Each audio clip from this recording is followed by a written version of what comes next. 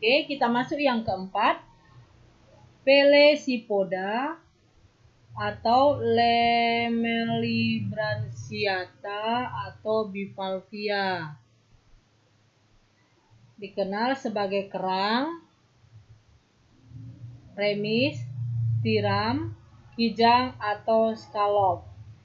Pelesipoda disebut juga Lamellibranchiata yang artinya lamela atau lembaran, branchia insang. Hewan ini memiliki dua cangkok yang berfungsi untuk melindungi tubuh. Cangkok di bagian dorsal tebal dan di bagian ventral tipis. Kepalanya tidak tampak dan kakinya berotot. Fungsi kaki untuk merayap dan menggali lumpur atau pasir. Cangkang dihubungkan oleh engsel elastis yang disebut hinge. Apabila cangkang terbuka, kaki keluar untuk bergerak. Untuk menutup cangkang dilakukan oleh otot transversal yang terletak di akhir kedua ujung tubuh di bagian dekat dorsal, yaitu otot aduktor anterior dan posterior. Cangkok berjumlah 2 atau sepasang, ada di bagian anterior, dan umbo atau bagian yang membesar atau menonjol terdapat di bagian posterior atau punggung. Kamu boleh perhatikan ini anatomi tubuh kelas Polisipoda. Cangkok terdiri atas 3 lapisan, yaitu 1. Periostrakum atau lapisan paling luar terbuat dari bahan organik konkiolin.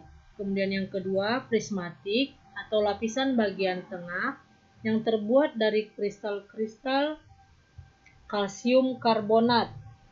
Kemudian yang ketiga, nakreas atau lapisan bagian dalam yang terbuat dari kristal-kristal kalsium karbonat dan mengeluarkan macam-macam warna jika terkena cahaya matahari.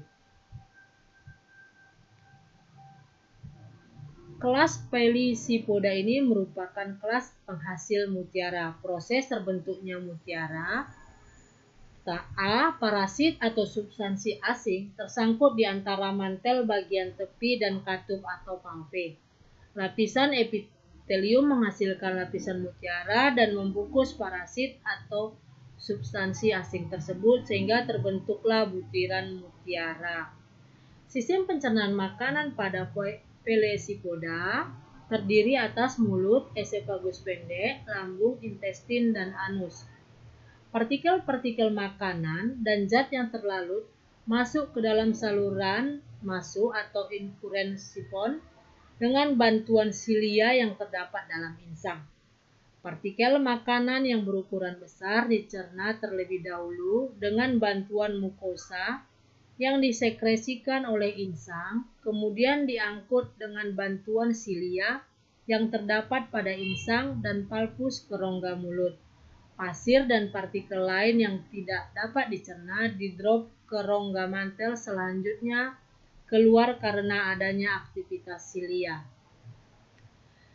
Sistem peredaran darah terdiri dari jantung, pembuluh darah, dan sinus atau rongga terbuka untuk peredaran darah.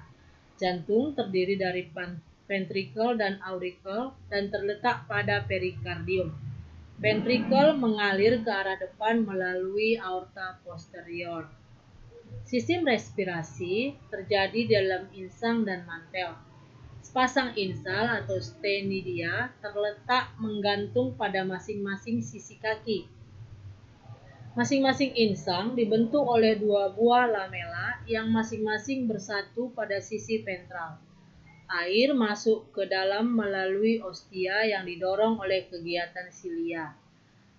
Pada sekat intralamela, air masuk ke saluran ventrikel, kemudian menuju ke bagian dorsal, umumnya ke bagian suprabranchial, dan masuk ke bagian posterior menuju saluran keluar. Pertukaran gas terjadi di dalam pembuluh darah atau ruang yang terdapat di dalam sekat intermela. Pembuluh air pada kerang betina bentuknya menyerupai kantung dan berfungsi ganda, yaitu untuk menyimpan telur dan larva selama musim reproduksi. Sistem ekskresi dilakukan oleh dua buah ginjal yang terdapat di bawah perikardium. Masing-masing ginjal terdiri dari saluran terbuka yang berasal dari rongga perikardium, kemudian dilanjutkan ke saluran bersilia yang menuju ke kantung kemih yang terdapat di ruang suprabransial. Sistem saraf terdiri atas 3 pasang ganglion, yaitu ganglion anterior di sebelah ventral lambung, ganglion pedal pada kaki, ganglion posterior yang terletak di sebelah ventral dari otot aduktor posterior. Alat indera tidak berkembang dengan baik, tetapi terdapat indera yang berfungsi untuk mendeteksi cahaya dan organ taktil, statokis yang bertindak sebagai indera keseimbangan, osphradium berfungsi untuk menguji zat-zat kimia yang terlarut dalam air. Kamu boleh perhatikan ini merupakan daur hidup dari kelas Polypsipoda. Dan kita masuk yang kelima, kelas Cephalopoda. Kelas Cephalopoda. Cephalo berasal dari kepale atau kepala, podo dan podos yang artinya kaki adalah moluska yang kakinya berada di kepala dan dikenal sebagai cumi-cumi dan gurita. Semua cephalopoda hidup di laut. Ukuran tubuhnya bervariasi. Tubuh terdiri atas 2 bagian, yaitu 1 kepala. Terdiri atas 10 jerait atau 8 lengan dengan 2 tentakel. Yang pada permukaan sebelah dalam terdapat suker. Fungsi jerait adalah untuk menangkap mangsa dan sebagai alat gerak.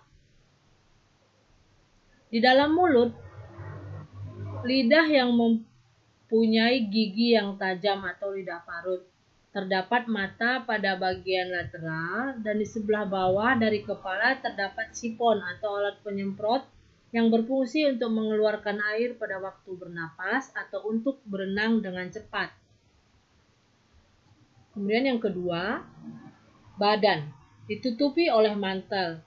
Pada bagian dorsal melekat pada badan, sedangkan pada bagian perut tidak, sehingga terdapat rongga mantel. Di dalam rongga mantel terdapat insang. Pada bagian luar mantel di sebelah kanan kiri terdapat sirip sebagai pendayung untuk bergerak ke depan atau ke belakang. Sistem pencernaan makanan terdiri atas rongga mulut, faring, esofagus, lambung, cecum, intestin, rektum, anus. Kelenjar pencernaannya terdiri dari kelenjar ludah, pankreas, dan hati.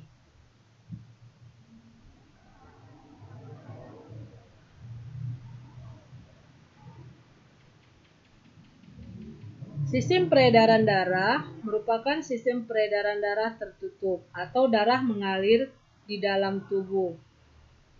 Cephalopoda memiliki jantung dan darah yang mengandung homosyanin. Sistem saraf terdiri atas beberapa pasang ganglia yang umumnya terdapat di daerah kepala, yaitu ganglion cerebral, pedal, visceral, suprabucalis, infrabucalis, telata, dan ganglion optis. Alat indera, mata perkembangannya sangat maju, menyerupai mata vertebra. Alat indera yang lain yaitu statosis, berfungsi sebagai alat indera keseimbangan dan sepasang indera pembau. Sistem reproduksi, sel kelaminnya terpisah, saluran gonad terletak di rongga mantel dekat anus. Pada kebanyakan hewan jantan, salah satu tangannya mengalami modifikasi atau disebut hektopodilus yang berfungsi untuk mentransfer kapsul sperma ke rongga mantel hewan betina. Alat reproduksi jantan terdiri atas testes, vas deferens, spermatopori, dan alat kopulasi. Sistem reproduksi. Alat reproduksi hewan betina terdiri atas ovarium, ovidak, beberapa kelenjar ovidak, dan beberapa kelenjar nidamental. Kemudian kita masuk pada peranan moluska yang menguntungkan. Yang satu, sumber makanan berprotein tinggi. Contohnya tiram, batu, cumi-cumi, kerang, bekicot, sotong, dan lain-lain. Untuk perhiasan, contohnya mutiara. Dan mutiara juga dapat dijadikan sebagai bahan kosmetik. Kemudian untuk sebagai hiasan, cangkang kerang dijadikan hiasan lampu. Cangkang terutama dari kelas gastropoda yang hidup di laut dapat dijadikan asbak. Dan yang kelima, cangkang Acanthina fulica dapat dijadikan bahan campuran pakan ternak. Dan yang keenam, sebagai antiseptik, contohnya lendir yang terdapat pada ujung cangkang bekicot yang merugikan, menjadi inang perantara cacing Fasciola hepatica, contohnya Limnea sp. Demikian pelajaran kita pada pagi hari ini.